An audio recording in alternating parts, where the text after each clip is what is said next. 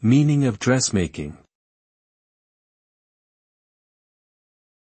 Dressmaking. Dressmaking. Dressmaking.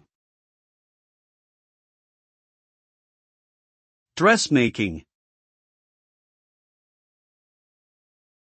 Dressmaking refers to the process of creating custom-made clothing, typically for women.